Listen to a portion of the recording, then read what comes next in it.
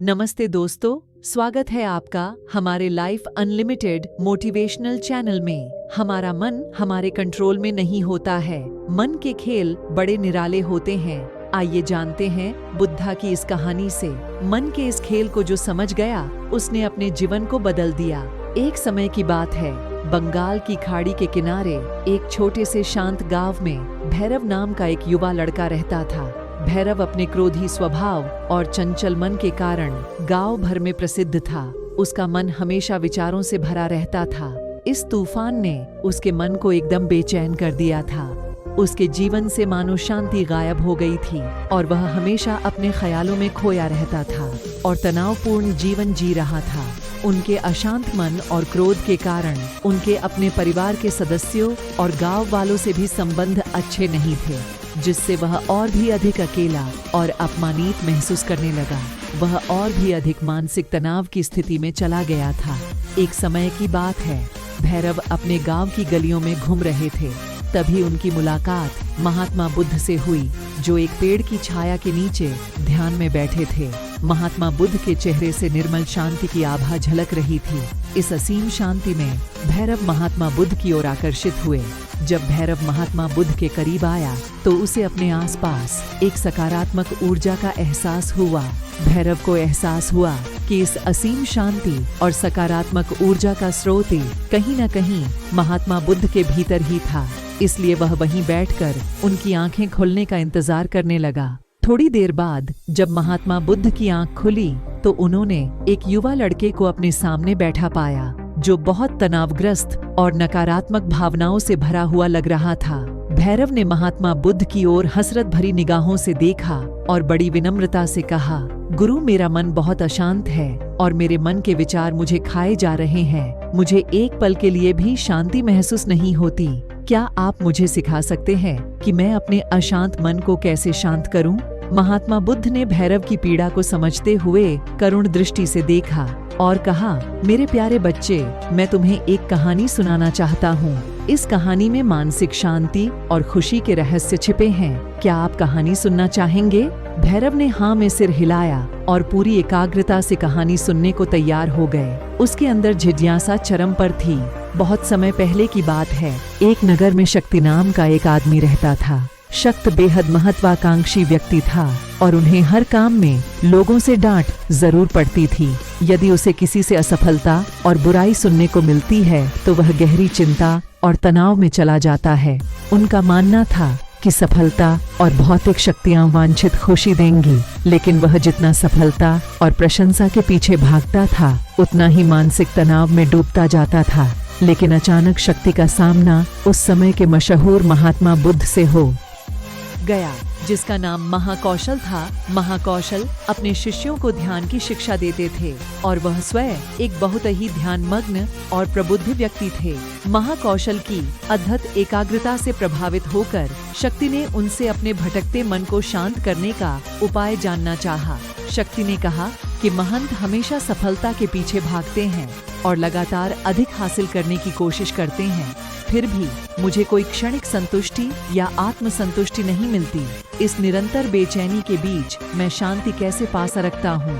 महात्मा बुद्ध ने करुण दृष्टि से उसकी ओर देखा और उत्तर दिया, आपका मन एक अशांत नदी की तरह है, जो हमेशा बहती और बहती रहती है। मन कभी भी शांत नहीं रह सकता, इसलिए इस अशांत मन को शांत करने के लिए आपको अपने विचारों को बिना किसी रुकावट के जाने देने की कला सीखनी होगी। शक्ति को आश्चर्य हुआ ने पूछा कि मैं अपने विचारों को कैसे जाने दे? आखिर मैं भी तो अपनी इच्छाओं और महत्वाकांक्षाओं से बंधा हुआ हूँ। यह सुनकर महात्मा बुद्ध मुस्कुरा दिए और कल्पना करें कि आपके हाथ में पानी का एक गिलास है। अब आप इसे जितनी देर तक पकड़ कर रखेंगे, यह उतना ही भारी होता जाएगा, और अगर आप इसे काफी देर तक पकड़े रहेंगे तो आपके हाथ में दर्द होने लगेगा। लेकिन अगर आप उस पकड़ को ढीला कर दें और छोड़ दें तो आपका बोझ खत्म हो जाएगा। भैरव ने कथा और उसका संदेश ध्यानपूर्वक सुना। वह समझ गया कि अपने विचारों और इच्छाओं से चिपके रहने से उसका बोझ बढ़ जाता है और अंदर ही अंदर अशांति पैदा कर देता है। अब भैरव को कथा का अंत सुनने की उत्सुकता से प्रतीक्षा थी। महात्मा बुद्ध ने कहानी जारी रखते हुए कहा की शक्ति ने महात्मा बुद्ध के शब्दों के बाद विचारों को छोड़ने का अभ्यास करना शुरू कर दिया। वह बिना किसी पूर्व निर्णय के अपने विचारों और भावनाओं को आते और जाते देखता है। अब उसने विचारों को पकड़ना बंद कर दिया था। विचार उठते थे और अपने आप चले जाते थे। धीरे धीरे उसे यह एहसास होने लगा कि उसकी इच्छा और भावना भी सभी दुखों का कारण है। जैसे जैसे शक्ति ध्यान में गहरे उतरते गए, उन्होंने पाया कि वर्तमान में जीना ही आंतरिक शांति का एकमात्र सतत है। वह खुद को वर्तमान में स्थापित करके अपने मन की निरंतर बकवास से छुटकारा पा सकता है। धीरे धीरे शक्ति का मन एक शांत झील की तरह हो गया, जो बाहरी दुनिया को अपने अंदर प्रतिबिंबित करती है। उन्होंने जीवन की सादगी में संतोष को अधिक महत्व दिया और भौतिक संपत्ति के प्रति अपना लगाव छोड़ दिया। जैसे ही सत्ता में ऐसे बदलाव की खबर लोगों के बीच फैली, दूर दूर से लोग मार्गदर्शन लेने आने लगे। लोगों को विचारों को मुक्त करने की कला सिखाना और उन्हें अपने भीतर शांति खोजने के लिए मार्गदर्शन करना, वह लोगों के बीच शांति और ज्ञान का प्रतीक बन गए। शक्ति और साधु की कथा समाप्त कर महाकौशल महात्मा बुद्ध कुछ देर के लिए चुप हो गए, ताकि इस कहानी का अर्थ भैरव के मन में अच्छी तरह बैठ जाए। भैरव ने महात्मा बुद्ध की ओर देखा तो उनकी आंखों में अब एक नई समझ दिखाई दे रही थी। भैरव ने धीरे से कहा कि मुझे इस कहानी में ज्ञान दिखता है, लेकिन मैं इसे अपने जीवन में कैसे लागू करूं? मैं अपने अशांत मन की कैसे शांत कर सकता हूं?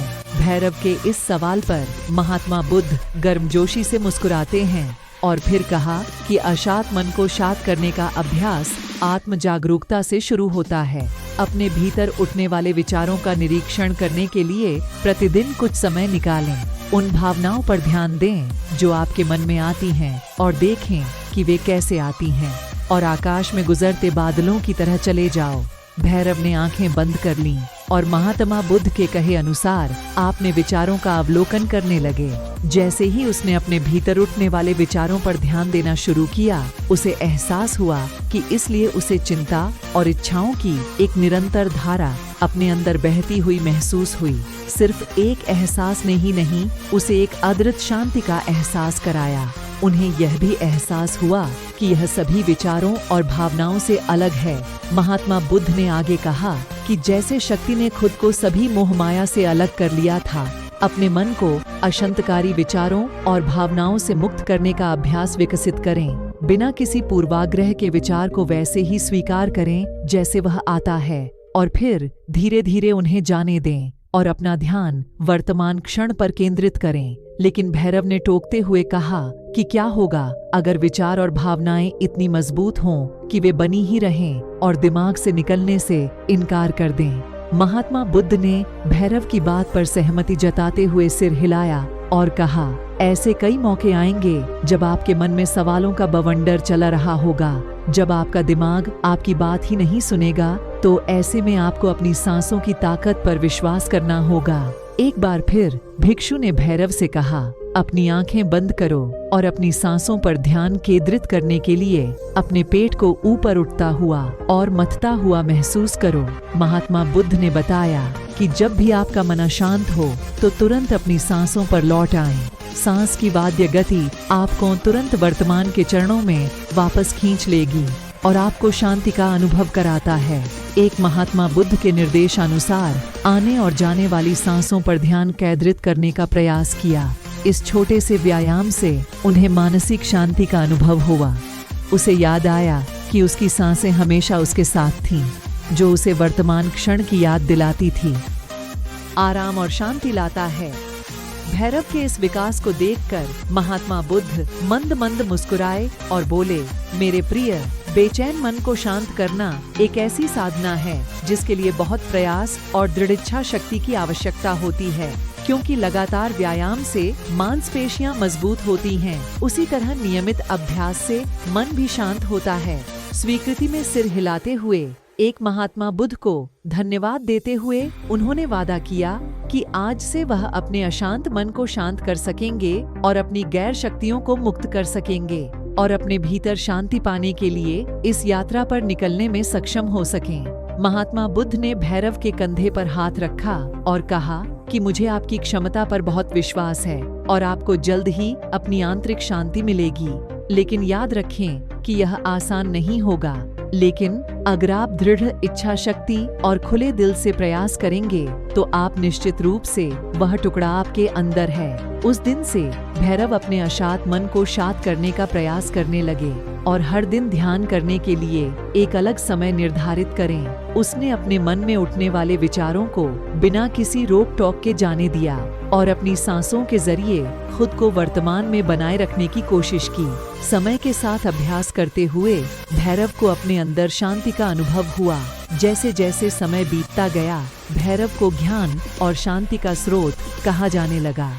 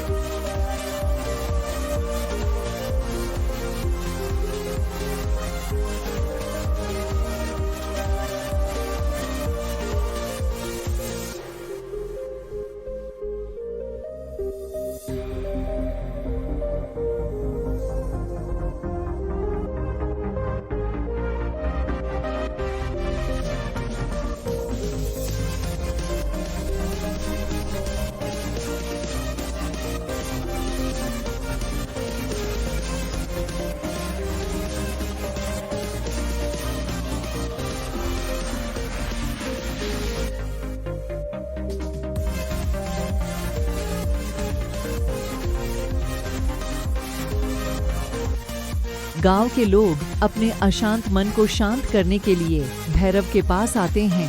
महात्मा बुद्ध के शिक्षक आत्म जागरूकता की शक्ति को साझा करते हैं और दूसरों को महात्मा बुद्ध को पढ़ाने में मदद करते हैं और आंतरिक शांति पाने की शिक्षाओं को साझा करते हैं। इसके साथ ही उन्होंने अपनी सांसों पर ध्यान देने और अपने विचारों को मुक्त करने की कला भी सिखाई। ऐसे निवासियों का विकास हुआ और उन्हें मन की अमूल्य शांति मिली। महात्मा बुद्ध की शिक्षाओं और भैरव द्वारा संचालित अभ्यास के माध्यम से विचारों को त्यागने और वर्तमान में जीने की कला दूर दूर तक फैल गई है। उन्होंने कई लोगों की जिंदगी बदल दी और जैसे जैसे समय बीतता गया उनकी जिंदगी और भी बदलती गई। भैरव का शांत प्रभाव उसके गांव की सीमाओं से परे तक फैला हुआ है। आसपास के गांवों और शहरों से लोग भैरव के परिवर्तन की कहानी सुनते हैं, उनसे सलाह लेने आते हैं। मन के बोझ तले दबे लोगों के लिए भैरव आशा की किरण बन गया। भैरव की शिक्षाएं केवल ध्यान और प्रवचन तक ही सीमित नहीं थीं, बल्कि वह रोजमर्रा के काम जागरूकता के साथ करने पर ज्यादा जोर देते थे। वह लोगों को अपनी भावनाओं के प्रति जागरूक रहने की याद दिलाते थे। इस बात पर ध्यान दें कि आप दिन भर में क्या कहते हैं और अपने आसपास होने वाली घटनाओं पर आप कैसे प्रतिक्रिया करते हैं। हर काम पूरी जागरूकता के साथ करें। जब आप खाना खाएं तो प्रत्येक टुकड़े के स्वाद का आनंद लें। जब आप सूरज की रोशनी के सामने खड़े होते हैं तो उसकी गर्मी महसूस करते हैं। लोग क्या कहते हैं उसे ध्यान से सुनें और समझें।